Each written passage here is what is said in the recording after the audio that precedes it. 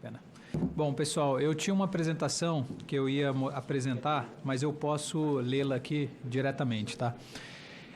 Estive na Câmara dos Deputados também falando sobre imposto seletivo. Então, primeiramente, eu gostaria de parabenizar a fala do colega, porque eu concordo com você em número, gênero e grau sobre o imposto seletivo.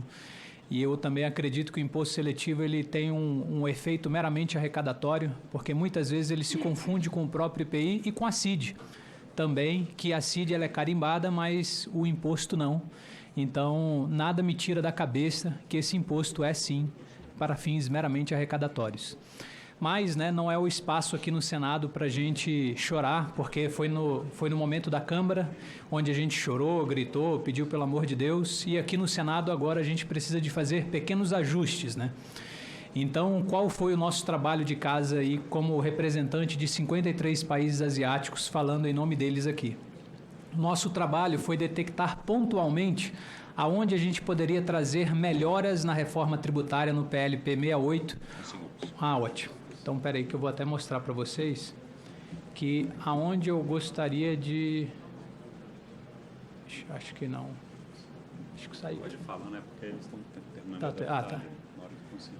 Bom, então qual foi o nosso trabalho de casa aqui, Como a gente está aqui no Senado e normalmente aqui a gente precisa de fazer alguns ajustes finos, a gente detectou 3 pontos de inflexões aqui que podem ser extremamente atrativos e evitar a contraproducência que muitas vezes está constituído ali no PL 68. O primeiro que eu gostaria de trazer é em relação a qual foi a nossa reflexão. Quais são as melhores formas de mitigar os impactos das relações internacionais entre empresas estrangeiras e o Brasil? E como evitar, de fato, todo esse burburinho que se fala de exportar imposto ou tributo, Que eu acredito que isso aí já está superado pelo próprio PL 68. Alguns ajustes finos que a gente detectou, em especial, ele se trata do período de apuração.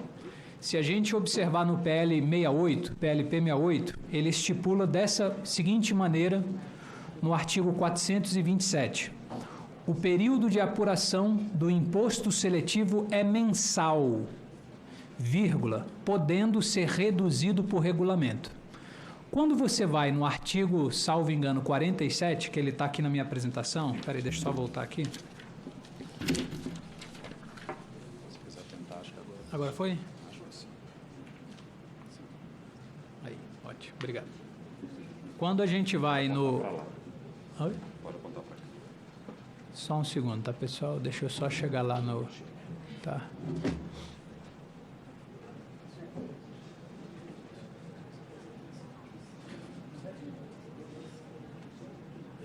Quando a gente vai no artigo 45, que são os tributos que foram instituídos, que é o CBS e o IBS, que é o IVA dual, a gente percebe o que no artigo 45?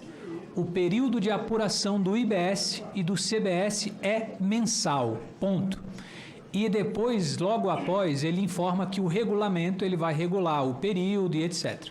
Quando a gente vai no artigo 427, ele fala assim, e até acabou comendo um pedaço do artigo ali. O imposto seletivo tem apuração mensal, podendo ser reduzido por regulamento. E quando você olha logo abaixo, ele fala assim, o regulamento poderá alterar o período de apuração mensal. Só explicando para vocês do que se trata. Eles já estão prevendo, no próprio artigo 427, uma possibilidade do regulamento reduzir o período de apuração do imposto seletivo. Pessoal, isso é totalmente contraproducente numa rotina fiscal dentro de uma empresa. Qual é a lógica sistêmica em se ter uma previsibilidade de um período de apuração do IBS-CBS ser mensal e trazer uma possibilidade do imposto seletivo ter um período de apuração menor que o mensal?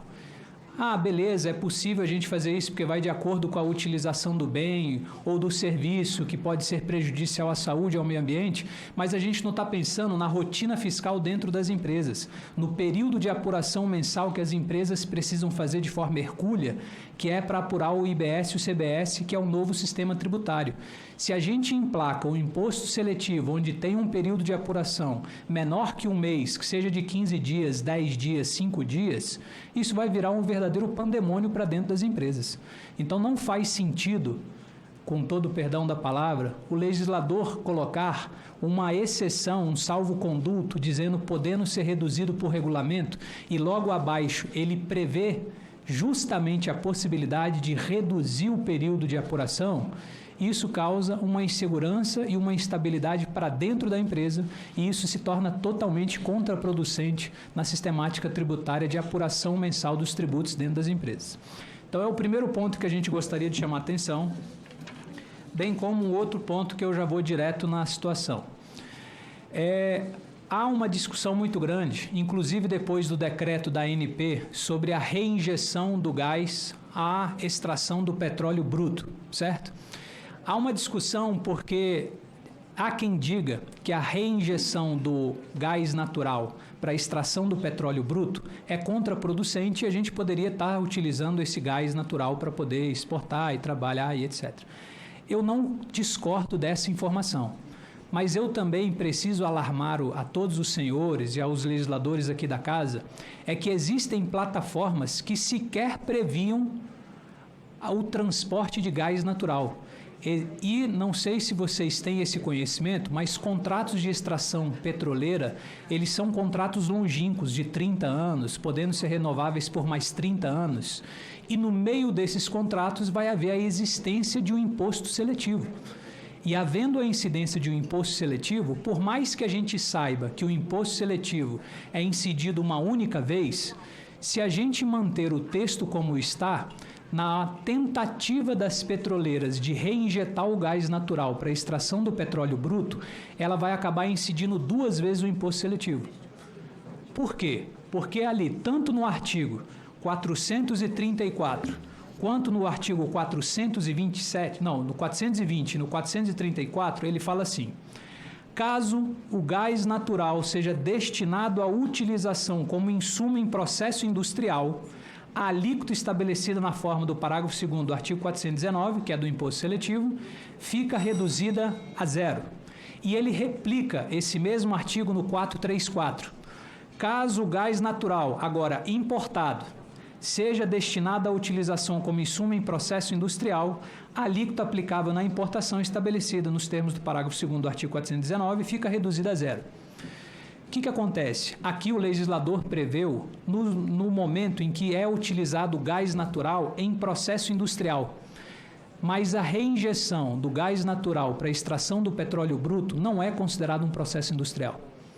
E pelo fato de não ser considerado um processo industrial e pelo fato de, no meio desses contratos a longo prazo, prever a incidência uma única vez do imposto seletivo, a gente fala que os contratos em vigências e as petroleiras que estão no trabalho, no contrato em vigência, quando começarem a trabalhar a exportação ou o comércio interno do petróleo bruto, vai haver incidência de 2 impostos seletivos. 1 no gás injetado para a extração do petróleo e 2 no petróleo bruto.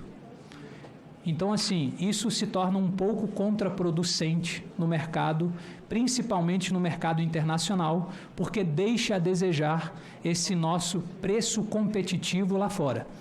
Então, as alterações legislativas que a gente sugere aqui são esses 3, tanto do artigo 420, quanto do artigo 434, quanto do artigo 427. E, senador, eu gostaria só de fazer uma ressalva também, que assim, é uma questão só técnica de correção, que é, aqui, só um minuto que eu vou mostrar para vocês, que também assim, que pese isso não ser tão relevante, é importante. No artigo 411, ele faz referência ao inciso 5º do artigo 405, mas esse inciso 5º do artigo 405 não existe. Então, é só para a gente poder amoldar e aperfeiçoar o PL 68, porque esse inciso eu acho que ele caiu de paraquedas e acho que a gente acabou não observando. Muito obrigado.